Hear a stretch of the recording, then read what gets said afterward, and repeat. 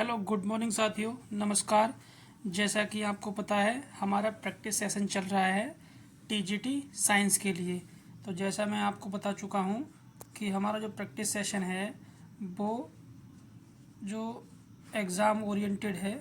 Exam oriented का मतलब आज मैं आपको बताता हूँ कि ये कुछ बच्चे बोलते हैं कि आप सर ये मेडिकल के क्वेश्चन ही क्यों कराते हैं। तो आज मैं आपको इस बात को बताने वाला हूँ, फिर हम क्लास स्टार्ट करते हैं। देन तो ये होता है जैसे जो टीजीटी का एग्ज़ाम होता है टीजीटी का, तो टीजीटी के एग्ज़ाम में दो बैकग्राउंड के बच्चे होते हैं। एक होते हैं केमिस्ट्री बैकग्राउंड के, एक होते हैं फिजिक्स और मैथ्स बैकग्राउंड के। तो अगर पेपर जेई लेवल का बना दिया जाए, है ना, मतलब ज़्यादा टफ क्वेश्चन डाल दिया जाए, तो ये बच्चे तो कर ले जाएंगे, बट केमिस्ट्री वालों को दिक्कत होगी। तो दोनों को मेंटेन करने के लिए, क्योंकि क्वालिफिकेशन में दोनों ही बच्चे आते हैं, तो इसको मेंटेन करने के लिए पेपर मिडिल का बनाया जाता है। तो पेपर मिडिल का जब बनाया जाता है तो उस केस में क्या होता है, मिडिल पेपर बनाने के लिए क्या होता है, जब पेपर मिडिल का होता है तो इसलिए हमारे में मेडिकल के क्वेश्चन होते हैं वो क्वेश्चन आते रिपीट होते हैं। तो इसलिए आप लोगों को इसी लेवल की तैयारी करनी है और यही क्वेश्चन बार बार रिपीट होते हैं। आया समझ में? तो अब क्लियर हो गया होगा। तो इसलिए आप ये बिल्कुल मान के ना चलें कि अपनी प्रैक्टिस गलत डायरेक्शन में जा रही है। तो अपनी प्रैक्टिस बिल्कुल सही डायरेक्शन में जा रही है और यही क्वेश्चन बार बार रिपीट होते हैं, क्योंकि इनकी लैंग्वेज अलग होती है और क्वेश्चन इसलिए टफ हो जाता है। तो आइए हम स्टार्ट करते हैं। क्वेश्चन नंबर 22 कर रहे थे।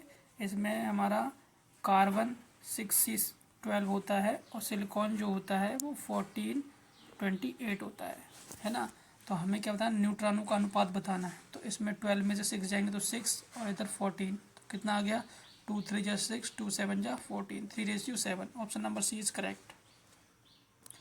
क्वेश्चन नंबर 23 पे आ जाओ। क्वेश्चन नंबर 23 क्या कहता है, Be+2 आयन किसके सम इलेक्ट्रॉनिक है, मतलब इसमें इलेक्ट्रॉन कितने हैं। तो Be का क्या होता है, 4 होता है। तो 4 में से 2 पॉजिटिव चार्ज है, तो 2 माइनस कर दो तो कितना बचा, 2। अब देख लो 2 इलेक्ट्रॉन किस में है, ये देखना है हमको।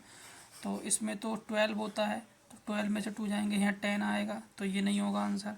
ये 11 होता है, 11 में से बन जाएगा तो कितना जाएगा, 10, ये भी नहीं होगा। और यहाँ पर लिथियम 3 होता है, तो 3 - 1 2, ये ऑप्शन है। Option number C is correct, है ना।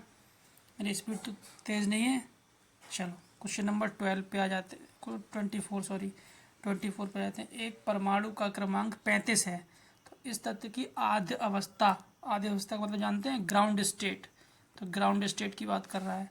तो ग्राउंड स्टेट की अगर बात कर रहा है, तब पी कक्षक में उपस्थित इलेक्ट्रॉनों की कुल संख्या बतानी है हमको। तो सबसे पहले हमें क्या करना है, इसका इलेक्ट्रॉनिक कॉन्फ़िगरेशन लिखना है। तो लिखते हैं 1s2 2s2 एक minute, 1s2 2s2 2p6 3s2 3p6 4s2 3d10 और 4p5। 2 2 4 6 10 2 12 6 18 2 20 10 30 और 5 35 हो गया 35। अब देख लो क्या पूछ रहा है, पी कक्षक में पूछ रहा है।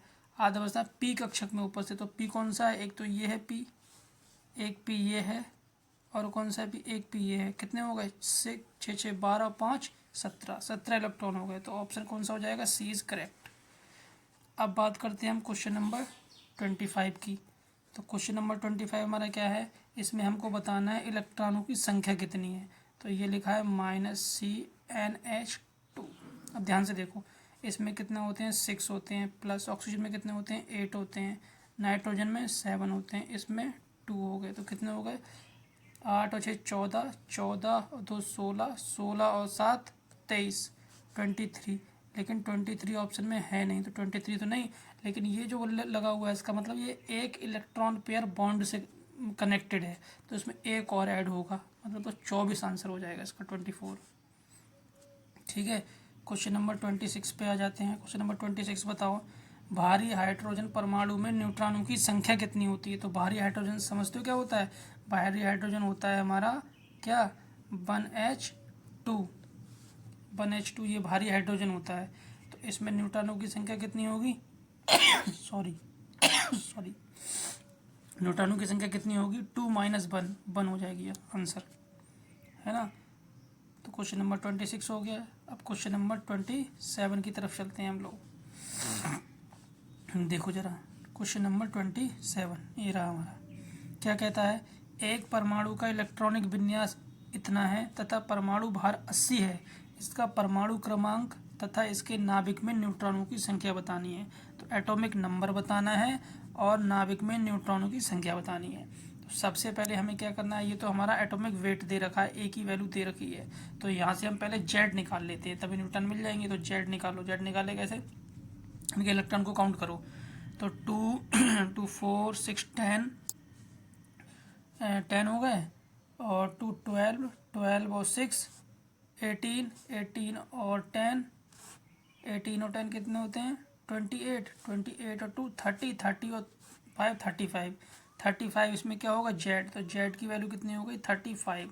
और कोई पॉजिटिव नेगेटिव चार्ज नहीं है, तो यही हमारा पी होता है। तो देख लो, सॉरी, एटॉमिक परमाणु क्रमांक कितना हो गया, 35। किधर है, ये एक ही ऑप्शन में है, option number C, option number A, sorry, option number A correct हो गया। फिर क्वेश्चन नंबर 28 पे आ जाओ। क्वेश्चन नंबर 28 क्या कहता है हमारा, निम्न में से किसके पास न्यूट्रॉनों की तुलना में इलेक्ट्रॉन अधिक हैं। तो हमें बताना है कि न्यूट्रॉनों की तुलना में इलेक्ट्रॉन अधिक है, तो इन सब के न्यूट्रॉन और इलेक्ट्रॉन निकालने पड़ेंगे। तो पहले कार्बन पे आ जाओ। तो कार्बन में क्या होता है, 6, तो कार्बन 6 से 12 होता है। तो इसमें इलेक्ट्रॉन कितने हो जाएंगे, 6, न्यूट्रॉन कितने हो जाएंगे, 6। दोनों बराबर हैं, तो दोनों बराबर हैं, तो ये तो हो नहीं सकता है ऑप्शन, है ना। देखो ये एक ऐसे क्वेश्चन करने की एक ट्रिक बताता हूँ मैं आपको। इसमें पूछा है न्यूट्रॉनों की तुलना में इलेक्ट्रॉन अधिक हैं। तो इलेक्ट्रॉन से ये बताओ अधिक कब होते हैं, मान लो कोई एटम ऐसे, ठीक है, और उस पर यहाँ लिखा हुआ है 4, है ना, और यहाँ पर सपोज करो एक माइनस लगा हुआ है। तो यहाँ पर ये तो एटॉमिक क्या होता है, नंबर होता है, एटॉमिक नंबर होता है। और ऐसे इसमें माइनस करते हैं, जब भी कोई चार्ज आता है तो किस में अंतर पड़ता है, ना तो उसमें जेड पे अंतर पड़ता है, ना पे पी प्रोटॉन पे अंतर पड़ता है, ना ही न्यूट्रॉन पे अंतर पड़ता है। अंतर किस में पड़ता है, केवल और केवल इलेक्ट्रॉन पे अंतर पड़ता है ना। तो यहाँ पे पूछा है इलेक्ट्रॉन अधिक है, तो इलेक्ट्रॉन अधिक है, तो इसके सिंपल सी बात है कि उस पर उतना माइनस चार्ज होगा, क्योंकि अधिक कब होता है इलेक्ट्रॉन, जब माइनस चार्ज होता है। देख लो किस पे माइनस चार्ज है, इस पे है नहीं, इस पे है नहीं, इस पे है नहीं, ऑप्शन नंबर सी सीधे लगा दोगे, है ना। क्वेश्चन नंबर 29 पे आ जाओ। क्वेश्चन नंबर 29 पे क्या लिखा है, उस तत्व का परमाणु क्रमांक बताइए जिसके संयोजकता कक्षा में इलेक्ट्रॉनिक विन्यास इतना है। संयोजकता कक्षा का मतलब समझते हो, बैलेंस सेल। क्या होता है, बैलेंस सेल। तो बैलेंस सेल की बात करते हैं यहाँ पर। तो सबसे पहले मैं आपको बताता हूँ इन क्वेश्चन को कैसे करते हैं। देखो सबसे पहले ये बना लेते हैं 1 2 3 4 5 6 7। ये होता है एस, ये होता है एस पी, ये होता है एस पी, एस पी और डी, ये होता है S P D F, S P D F, S P D, फिर होता है एस और पी, ठीक है। अब ऐसे करके इनको भरा जाता है, इस तरीके से ऐसे भरा जाता है। ये जो बना रहा हूँ मैं एग्ज़ाम में, ऐसे ही हल्का भरा लेना आप, ठीक है। देखो सबसे पहले 1s में आता है, तो 1s में आता है तो 1s2, फिर 2s, इनमें दिया क्या है 4s2 और 4p6। कहाँ पे है हमारा, ये रहा, देखो ये 4 चलेगा, 4s2 ये है, और उसके बाद क्या 4p, 4s के बाद 4p, और ये 4d भी होगा। तो यहाँ तक इन्होंने भरा है, तो इसको काउंट कर लो। 2 यहाँ पर 2 इलेक्ट्रॉन, 2 2 4, 4 और 6 10, 10 और 2 12, 12 और 6 18, 18 2 20, 20 और 10 30, 30 और 6 36, 36 यहाँ तक 36 इलेक्ट्रॉन हो जाएंगे, भर जाएंगे। तो देख लो एटॉमिक नंबर क्या है, 36 आंसर हो जाएगा, है ना। आगे जाते हैं क्वेश्चन नंबर 20 और 30 में। क्वेश्चन नंबर 30 पे, इससे पहले मैं ज़रा एक ये चेंज कर लेता हूँ कलर, अब ज़्यादा बेटर है। क्वेश्चन नंबर 30 पे आ जाओ। क्वेश्चन नंबर 30 क्या कहता है, किसी तत्व की परमाणु संख्या सदैव बराबर होती है। तो कब बराबर होती है, किसके बराबर होती है? तो ये लिखा है 2 से विभाजित, कोई मतलब नहीं है।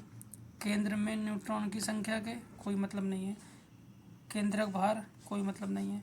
फिर है केंद्रक वैद्युत आवेश के, यही आंसर है, option number D. Question number 31 पे आ जाओ। 31 क्या कहता है, निम्नलिखित में से कौन सा आयन कार्बन परमाणु के सम इलेक्ट्रॉनिक है। सम इलेक्ट्रॉनिक का मतलब जानते हैं, जिसमें इलेक्ट्रॉनों की संख्या समान है। किसके पूछा है, कार्बन के। तो कार्बन में 6 होते हैं, ठीक है। तो देख लो 6 किस में, सोडियम में 10 होते हैं, एक 9, ये गलत हो जाएगा। एल्युमिनियम के में कितने होते हैं, एल्युमिनियम में नहीं होते हैं, ये भी नहीं है। ऑक्सीजन में कितने होते हैं, 8 होते हैं, और 8 में 2 ऐड कर दो 10, ये 10 हो जाएगा। नाइट्रोजन में कितने होते हैं, 7, 7 में से एक निकाल दो 6, यही आंसर है। और क्वेश्चन नंबर 32 पे आ जाओ। क्लोरीन परमाणु से इलेक्ट्रोड आयन का अंतर इनकी संख्या है।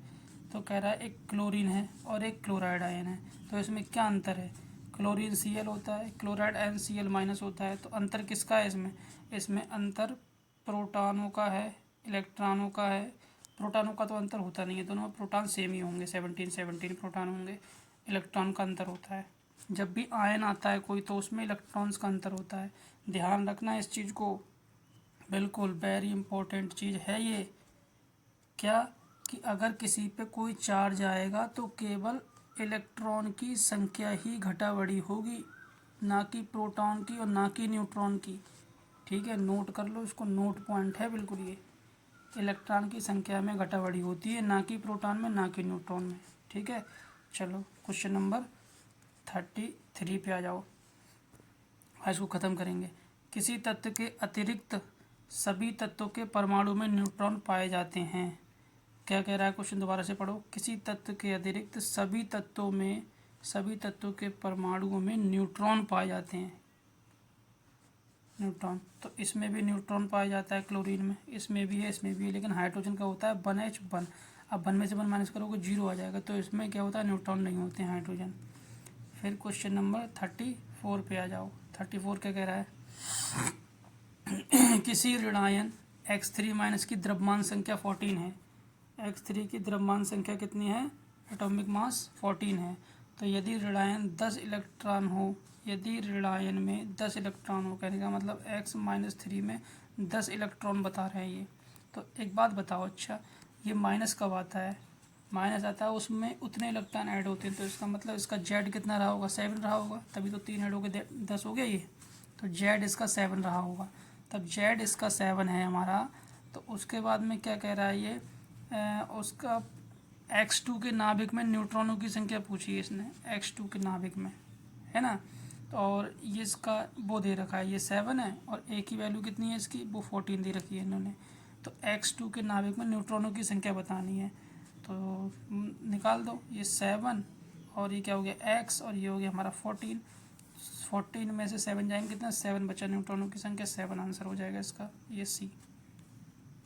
ठीक है, क्वेश्चन नंबर 35 पे आ जाओ। क्वेश्चन नंबर 35 पे आ जाओ। क्या लिखा है, ट्राइटियम के नाभिक में होते हैं। तो ट्राइटियम क्या होता है, देखो हाइड्रोजन के आइसोटोप्स होते हैं, 1H1, दूसरा होता है 1H2, तीसरा होता है 1H3। ये होता है प्रोटियम, ये ड्यूटेरियम, ये होता है ट्राइटियम। तो ये ट्राइटियम की बात कर रहा है। तो ट्राइटियम में एक तो हो गया इसका प्रोटॉन हो गया एक, और अगर इलेक्ट्रॉन की बात करें तो वो भी एक, लेकिन इलेक्ट्रॉन की बात करी नहीं है। न्यूट्रॉन की बात करिए तो 3 में से एक जाएगा तो 2, तो न्यूट्रॉन 2। तो पूछा क्या है इसमें, प्रोटॉन 1 न्यूट्रॉन 2, 1 और 2 वाला ऑप्शन कौन सा है, सी, और सॉरी ऑप्शन नंबर डी। एक प्रोटॉन है 2 न्यूट्रॉन है। क्वेश्चन नंबर 36 बताओ। एक तत्व के नाभिक में 9 प्रोटॉन है, उसकी संयोजकता कितनी होगी। अब 9 प्रोटॉन है, इसका मतलब जेड उसका 9 हो गया। तो संयोजकता पूछिए, संयोजकता होता है मतलब बैलेंस सेल में, तो पहले उसमें 2 भर सकते हैं, दूसरे में 7 भर सकते हैं। इसको अपना लास्ट कोर्स पूरा करने के लिए कितने इलेक्ट्रॉन चाहिए, 1 इलेक्ट्रॉन चाहिए। तो इसका क्या होगी संयोजकता, 1 हो जाएगी। 37 पे आ जाओ। 37 क्या कहता है हमारा, ऑक्सीजन 18, क्या मतलब हुआ 8 और 18 में न्यूट्रॉनों की संख्या 18 - 8 10 हो गया। ध्यान रखना ये इंपॉर्टेंट क्वेश्चन है, एग्जाम में जल्दी में गलत हो जाता है। क्वेश्चन नंबर 38 पे आ जाओ। 38 क्या कहता है हमारा, एक आयन पर -1 आवेश है, इसमें 18 इलेक्ट्रॉन हैं और 20 न्यूट्रॉन हैं, तो इसकी एटॉमिक भार बताना है। तो ध्यान से देखो, अगर इसमें 20 न्यूट्रॉन है, ये तो रहने दो, इलेक्ट्रॉन 18 है, 18 कैसे आए होंगे, एक माइनस चार्ज है, इसका मतलब एक ऐड होके 18 आया होगा, है ना। तो उसका जेड कितना हो गया, उसका जेड हो गया 17, है ना। उसका जेड कितना हो गया, जेड हो गया तुम्हारा 17, तो जेड उसका 17 हो गया।